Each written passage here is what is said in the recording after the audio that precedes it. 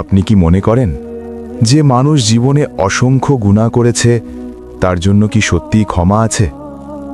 যদি আপনি মনে করেন না, তাহলে আজকের এই গল্পটি আপনার ধারণা পুরো বদলে দেবে।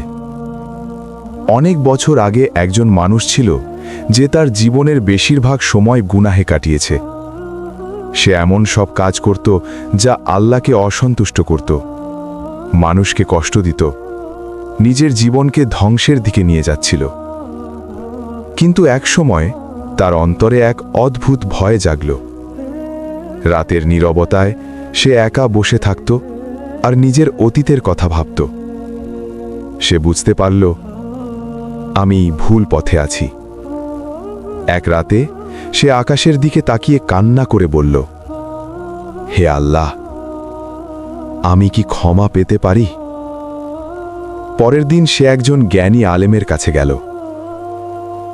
সে কাঁদতে কাঁদতে বলল, আমি অনেক গুনাহ করেছি, আমার কি তওবার কোনো সুযোগ আছে?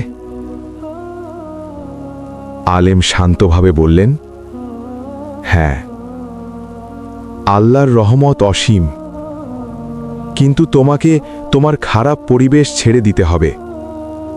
লোকটি সেই কথাটি গভীরভাবে গ্রহণ করল। সে সিদ্ধান্ত নিল, আজ থেকেই সে বদলে যাবে। সে তার পুরনো জীবন ছেড়ে নতুন পথে হাঁটা শুরু করল। পথটা ছিল দীর্ঘ, কঠিন, কিন্তু তার মনে ছিল আশা। সে ভাবছিল, আল্লাহ আমাকে অবশ্যই ক্ষমা করবেন।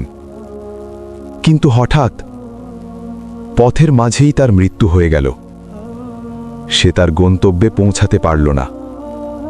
তারপর আল্লাহর পক্ষ থেকে সিদ্ধান্ত এলো, দেখা হোক সে কোন দিকের দিকে এগিয়েছিল। শেষে দেখা গেল সে এক ধাপ বেশি এগিয়েছিল ভালো পথের দিকে, আর আল্লাহ তাকে ক্ষমা করে দিলেন। এই গল্প আমাদের শেখায়, যত বড় গুনাহী হোক না কেন, আল্লাহর রহমত তার থেকেও বড়। যদি আপনি সত্যিকারের তওবা করেন, আল্লাহ কখনো আপনাকে ফিরিয়ে দেবেন না। হয়তো আজই আপনার জীবনের পরিবর্তনের দিন। আপনি কি আজ তওবা করবেন? কমেন্টে লিখুন, আমি তওবা করব।